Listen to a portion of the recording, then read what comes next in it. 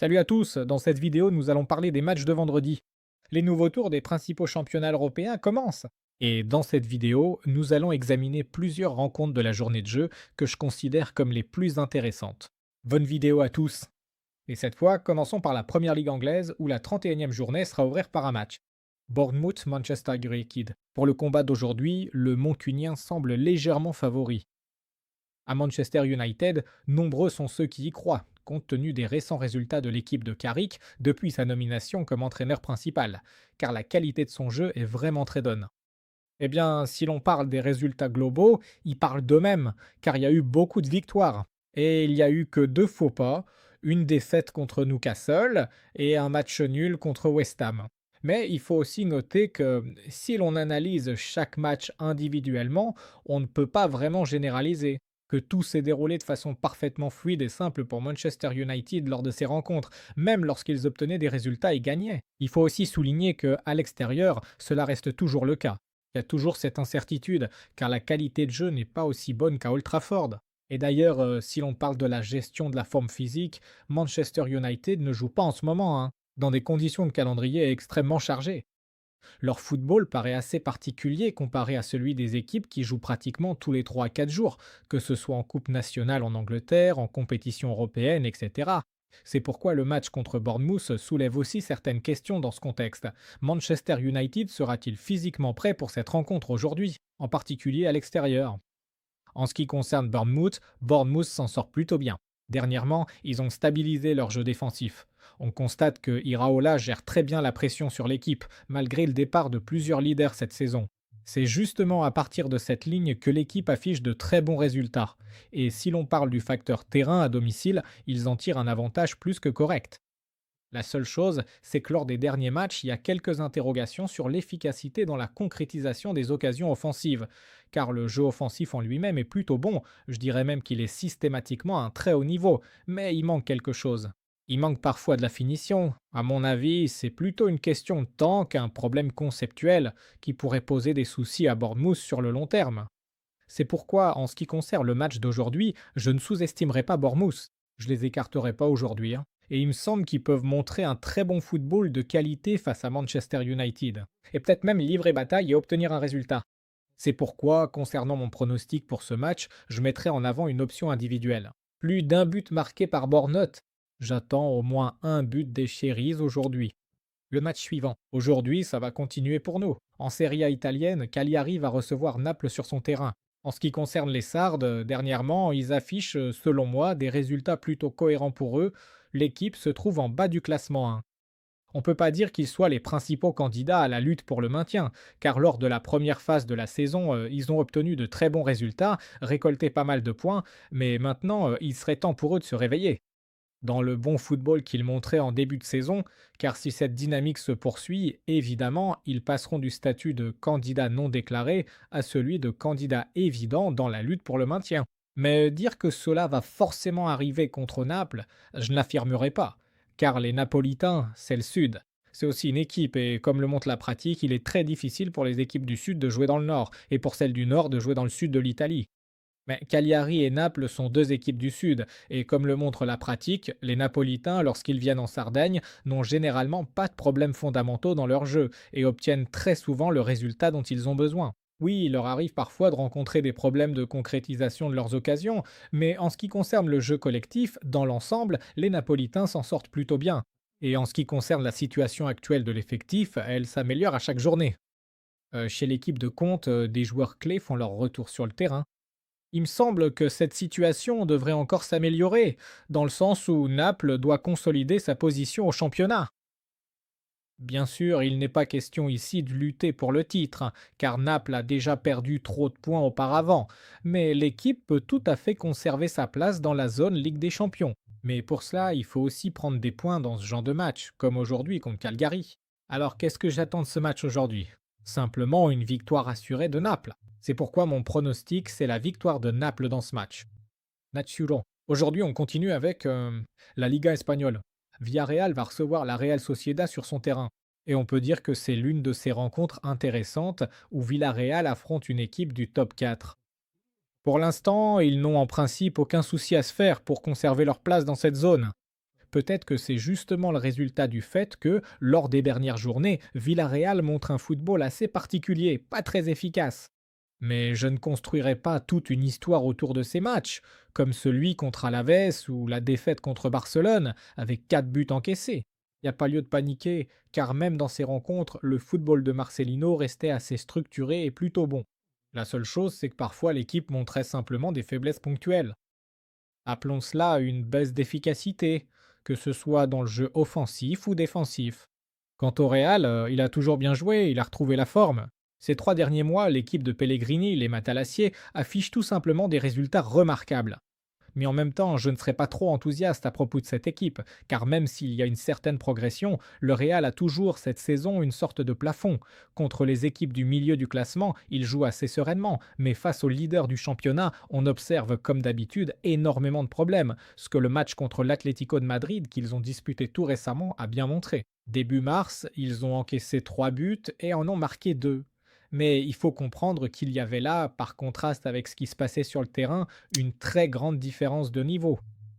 Et justement, en ce qui concerne le Villarreal d'aujourd'hui, il me semble qu'il y a aussi une différence de niveau. Actuellement, il y a aussi une différence entre le Real et Sedat. Parce que Villarreal, cette saison, c'est vraiment une équipe très structurée, qui met fortement l'accent sur ses performances en Liga espagnole. Ça leur réussit vraiment très bien, surtout bien sûr en ce qui concerne les matchs à domicile. C'est pourquoi, pour le match précis d'aujourd'hui de Villarreal, j'attendrai aussi bien une victoire qu'une bonne performance potentielle. Potentiellement une bonne efficacité grâce à leur jeu offensif posé. Donc mon pronostic pour le match d'aujourd'hui, c'est un total individuel. Plus d'un but et demi marqué par Villarreal. Le match suivant, pour aujourd'hui, ça continue pour moi. La Bundesliga allemande, 27e journée. Le RB Leipzig va recevoir Hoffenheim sur son terrain. En ce qui concerne ce match, beaucoup, bien sûr, après l'échec à l'extérieur contre Stuttgart, vont critiquer le RB Leipzig, vont dire que l'équipe n'est pas encore au niveau. Vraiment super compétitive face aux meilleures équipes du championnat allemand. Mais je ne serai pas aussi critique, car dernièrement, même lors du match contre Stuttgart, j'ai noté certaines choses positives. Que tout n'est pas parfait en défense chez le RB Leipzig, mais là par exemple, le facteur du terrain à l'extérieur n'a pas toujours été très bien exploité par le RB Leipzig. Et la plupart du temps, là où l'équipe a engrangé beaucoup de points, c'était bien sûr à domicile. Et justement, pour le match d'aujourd'hui contre Hoffenheim, il m'est très difficile de dire que le RB Leipzig n'est pas le favori de cette rencontre, car la qualité de leur jeu à domicile a vraiment été d'un très haut niveau. La seule chose, c'est que lors des derniers matchs, ils n'ont effectivement pas marqué beaucoup de buts, ou plutôt ils n'ont pas engrangé beaucoup de points, en raison de leur manque de réalisme dans certaines situations.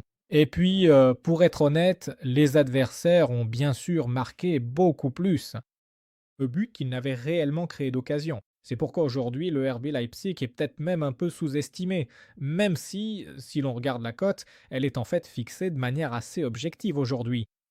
En ce qui concerne Hoffenheim, comme auparavant, à propos de Hoffenheim, il y a certains points d'interrogation concernant la qualité du jeu défensif, notamment à l'extérieur.